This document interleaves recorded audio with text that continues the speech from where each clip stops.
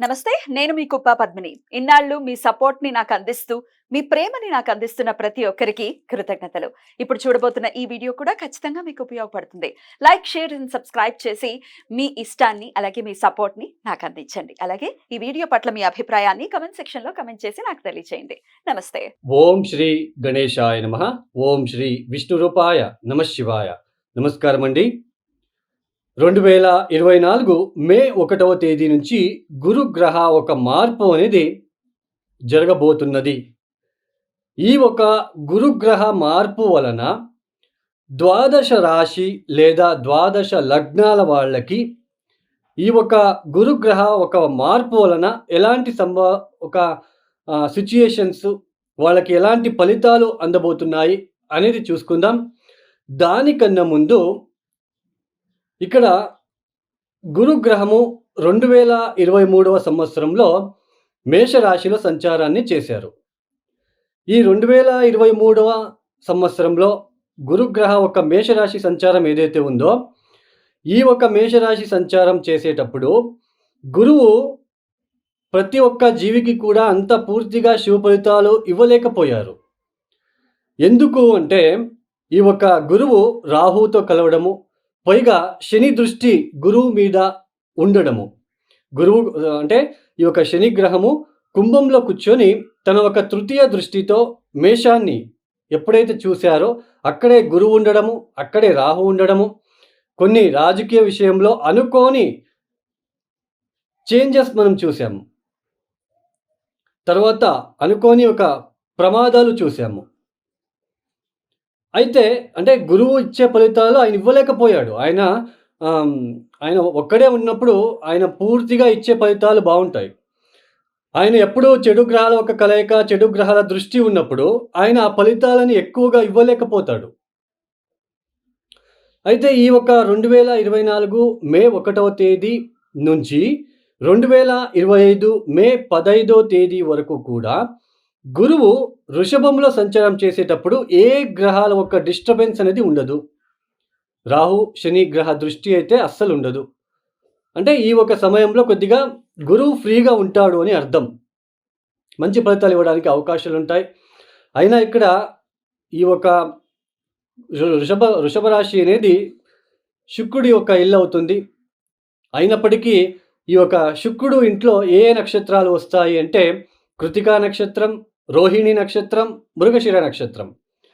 సూర్య, చంద్ర, కుజుల ఒక నక్షత్రమే ఉంటుంది కాబట్టి ఈ నక్షత్రాల మీదే గురుగ్రహ ఒక ప్రయాణం సాగుతుంది కాబట్టి పెద్దగా మనకి శుక్రుడి ఇంట్లో ఉన్నప్పటికీ గురువు మనకి అందరికీ మంచి ఫలితాలే ఇస్తారు అని మనం చెప్పుకోవచ్చు. కాలపురుష చక్రం నుంచి మనం ఫస్ట్ భౌగోళికంగా చూసుకుందాం. అంటే మనందరికీ ఎలా ఉంటుంది గురుగ్రహ మార్పు? ద్వాదశ రాశుల వాళ్ళకి అంటే ఇండివిజువల్‌గా రాశులు వస్తాయి. బట్ మనకి గ్రూప్‌లో మన సామూహికంగా ఎలా ఉంటుంది? ఒక భౌగోళికంగా ఎలా ఉంటుందని చూసుకున్నట్లు గనకైతే కాలపురుష చక్రం నుంచి గురుగ్రహం ఎన్నో రాశిలో సంచారం చేస్తున్నారు. కాలపురుష చక్రం అంటే ఏంటి? ఈ ఒక ద్వాదశ రాశిలలో మొట్టమొదటి రాశి ఏది? మేషరాశి. రెండవ రాశి వృషభ రాశి.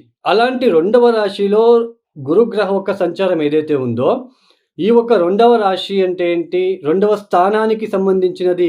మొట్టమొదటిగా మనం ఏం చూసుకోవచ్చు? Food industries, food business. ఈ యొక్క ఫుడ్ బిజినెస్ చేసే వాళ్ళకి చాలా చక్కని ఫలితాలు అందుకోబోతున్నారు. మంచి లబ్ధి అనేది ఉంటుంది. ఫుడ్ ఇండస్ట్రీస్ అనేది డెవలప్ అవ్వడానికి అవకాశం ఉంటుంది. మనకి ద్వితీయ స్థానం అంటే ఏంటి? Financial sectors.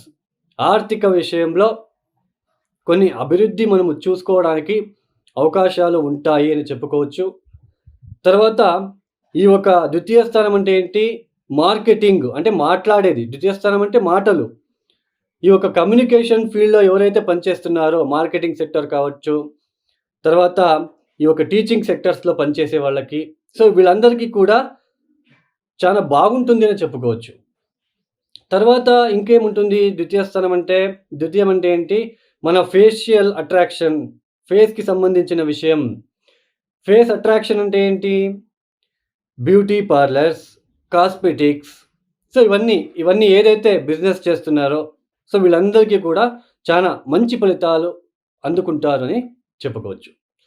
తర్వాత ఇంకొకటి, వృషభంలో గురువు గారు కూర్చొని తన ఒక పంచమ దృష్టితో కన్యా రాశిని చూస్తున్నారు. తన ఒక సప్తమ దృష్టితో వృశ్చికాన్ని చూస్తున్నారు. తన ఒక నవమ దృష్టితో మకరాన్ని చూస్తున్నారు.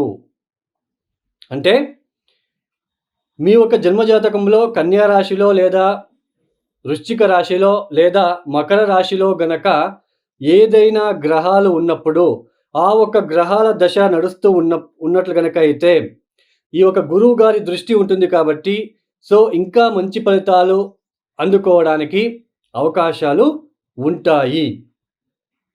ఇది మనం గుర్తుంచుకోవాలి.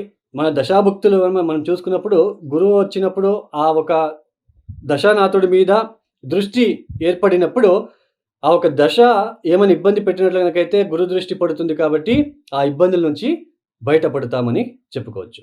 సరే, ఈ యొక్క ద్వాదశ రాశుల వాళ్ళకి ఈ యొక్క గురుగ్రహ ఒక మార్పు వృషభంలో జరుగుతుంది కాబట్టి ఈ యొక్క ద్వాదశ రాశుల వాళ్ళకి కూడా ఎలా ఉంటుందో మనము ఒక్కొక్క రాశిగా చూసుకుంటూ వెళ్దాం. ఇక మిథున రాశి లేదా మిథున లగ్నానికి ఎలా ఉందో తెలుసుకుందాం. దానికన్నా ముందు ఈ ఒక చతుర్థ స్థానంలో మిథున రాశి వాళ్ళకి కేతు గ్రహ ఒక సంచారం జరుగుతున్నది. చతుర్థ స్థానంలో అంటే దాదాపు 2023 అక్టోబర్ నుంచి కూడా వీళ్ళకి ఇంట్లో కంఫర్ట్ కావచ్చు, ఇంట్లో గృహంలో కొన్ని చికాకులు, తర్వాత కొన్ని ఆరోగ్యపరమైన ఇబ్బందులు కావచ్చు, వృత్తిపరంగా కొన్ని ఇబ్బందులు కావచ్చు, తర్వాత మెయిన్ తల్లితో కొన్ని విభేదాలు, తల్లికి ఆరోగ్యం విషయంలో ఇబ్బందులు, గృహం వదిలేసి ఎక్కడికైనా వెళ్ళిపోదాం లాంటివి ఆలోచనలు. సో ఇవన్నీ కూడా కొద్దిగా ఇబ్బందులు పడుతూ ఉన్నారు. ఎప్పుడైతే గురువు ఒక మార్పు వ్యయస్థానంలో జరిగి వ్యయస్థానంలో కూర్చొని తన ఒక పంచమ దృష్టితో చతుర్థ స్థానాన్ని చూడబోతున్నారో, అంటే దశమాధిపతి సప్తమాధిపతి అయ్యి వ్యయస్థానంలో సంచారము, పైగా చతుర్థానికి దృష్టి. ఎప్పుడైతే ఈ యొక్క మిథున రాశి లేదా మిథున లగ్నం వాళ్ళకి చతుర్థ స్థానంలో కేతు ఒక సంచారం జరుగుతుందో ఇక్కడ తల్లితో కొన్ని గొడవలు వచ్చే సూచనలు ఉంటాయి. అయితే మే 1వ తేదీ నుంచి గురువు యొక్క దృష్టి పడుతుంది. నేను ఎందుకు తల్లితో గొడవలు పడుతున్నానో అర్థం కావట్లేదు, సర్దుకుపోవాలి అనే ఒక మార్పు రావడము, గృహంలో ఏదైనా ఇబ్బందులు వచ్చినా కొద్దిగా ఆ ఇబ్బందులని ఎలా మనము సార్ట్అవుట్ చేసుకోవాలి, వాటికి ఎలాంటి సొల్యూషన్స్ మనకి మేలు కలిగిస్తాయనే ఒక ఆలోచన పెరగడం లాంటివి. సప్తమాధిపతి దశమాధిపతి వ్యయస్థానం, ఈ యొక్క సమయంలో స్థానం మార్పు అనేది ఖచ్చితంగా ఉంటుంది. గురుదృష్టి చతుర్థ స్థానం మీద పడడము, స్థానం ఒక మార్పు, స్థాన చలన సూచనలు ఉంటాయి. ఎక్కడికైనా వేరే ప్రాంతానికి వెళ్ళి ఉద్యోగం చేసుకోవాలనుకున్న వాళ్ళకి ఇది చాలా చక్కటి సమయం అనే చెప్పుకోవచ్చు. చాలా మంచి ఫలితాలు పొందుకోవడానికి అవకాశాలు ఉంటాయి. అయితే ఇక్కడ తన ఒక సప్తమ దృష్టితో షష్ఠ స్థానాన్ని చూస్తున్నాడు. తన ఒక నవమ దృష్టితో మిథున రాశి నుంచి అష్టమ స్థానాన్ని చూస్తున్నాడు కాబట్టి కొద్దిగా ఆకస్మికంగా కొన్ని ఆరోగ్యపరమైన ఇబ్బందులు కూడా వచ్చే సూచనలు ఉంటాయి. అంటే కొద్దిగా హాస్పిటల్కి వెళ్ళడం లాంటివి కూడా ఇక్కడ కనిపిస్తూ ఉంటుంది. తర్వాత ఆకస్మికంగా తీర్థక్షేత్రాల దర్శనానికి కూడా వెళ్ళడానికి ఇక్కడ అవకాశాలు లభిస్తాయని చెప్పుకోవచ్చు.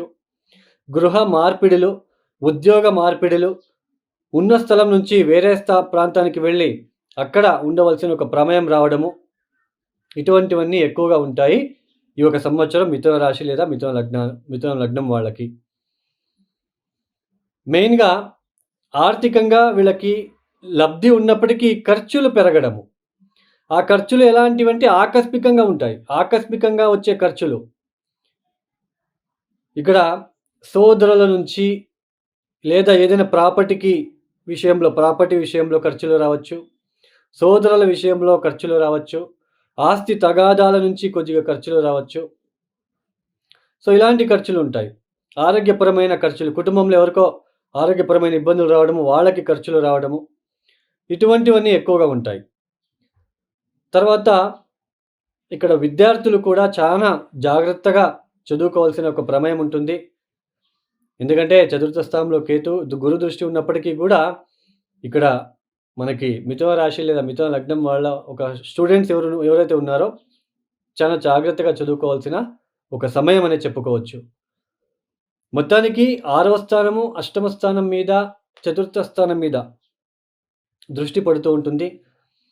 6వ స్థానం మీద దృష్టి అంటే ఇక్కడ మనకి ఆరోగ్యపరమైన చిన్నపాటి ఇబ్బందులు అంతే, పెద్దగా ఇబ్బందులు ఉండవు. తర్వాత ఈ యొక్క మకరాన్ని చూస్తూ ఉన్నాడు. అంటే అష్టమ స్థానం అవుతుంది. మిథున రాశి నుంచి అష్టమ స్థానము. కొన్ని ఆకస్మికంగా కొద్దిగా కుటుంబ వ్యక్తుల నుంచి ఖర్చులు కావచ్చు, కుటుంబ వ్యక్తుల ఆరోగ్య విషయంలో ఖర్చులు కావచ్చు, లేదా వీళ్ళకి ఆరోగ్య విషయంలో ఖర్చులు అయ్యే సూచనలు ఎక్కువగా ఉంటుంది. అంటే ఖర్చులు ఎక్కువగా ఉంటుంది. తర్వాత ఈ యొక్క మిథున రాశి, మిథున లగ్నం నుంచి ద్వితీయ స్థానమైన కర్కాటక రాశికి అధిపతి అయిన చంద్ర నక్షత్రంలోనూ కూడా సంచారం చేస్తున్నాడు కాబట్టి కొద్దిగా కుటుంబం నుంచి అటాచ్మెంట్, కుటుంబం నుంచి కొద్దిగా దూరం అవ్వడము, ఎక్కడో ఉద్యోగం నిమిత్తం ఎక్కడో వెళ్ళి పని చేయడము, సో ఇలాంటివి కూడా వచ్చే సూచనలు ఉంటాయి. ఎక్కడో దూర ప్రాంతానికి వెళ్ళడము, అక్కడ సరిగ్గా ఫుడ్ పడలేక ఉండడము, ఆకస్మికంగా గ్యాస్ట్రిక్ లాంటివి రావడము, డైజెషన్ లాంటివి ప్రాబ్లం రావడము, వాటికి డబ్బులు ఖర్చు లాంటివి ఉంటాయి తప్ప మేజర్గా ఏదో అయిపోతుందని అనుకోకండి. తర్వాత ఉద్యోగంలో అయితే మార్పులు ఎక్కువగా ఉంటాయి. ఇప్పుడున్న స్థానం నుంచి వేరే స్థాన బదిలీలు ఇక్కడ ఉండడానికి అవకాశాలు ఉంటాయని చెప్పుకోవచ్చు. తప్పనిసరిగా మిథున రాశి లేదా మిథున లగ్నం వాళ్ళు ఇక్కడ శ్రీపాద శ్రీవల్లభ చరితామృత చదువుకోవడానికి ప్రయత్నం చేసుకోండి. 9 గురువారాలు తప్పనిసరిగా మీరు కూడా శనగలని నానబెట్టి కేజింబావు శనగలని నానబెట్టి బెల్లంతో కలిపి ఎద్దుకి తినిపించండి. అంటే గోచారంలో ఉంటున్న వ్యయభావస్థిత గురుగ్రహ దోష నివారణ వలని మొక్కుకొని తినిపించండి. తర్వాత అమ్మవారి అంటే కంచి కామాక్షి అమ్మవారికి ఉద్యోగం విషయంలో ఎవరైనా ఇబ్బందులు ఎదుర్కొన్నట్లు కనుకైతే అమ్మవారికి కంచి కామాక్షికి లేదా కామాక్షి అమ్మవారు మీ ప్రాంతాన ఉన్నప్పటికీ పెరుగుతో కొబ్బరి బోండం నీళ్ళతో అభిషేకం లాంటివి. తర్వాత ఇక్కడ ముఖ్యంగా వృద్ధాశ్రమాలకి ఏదైనా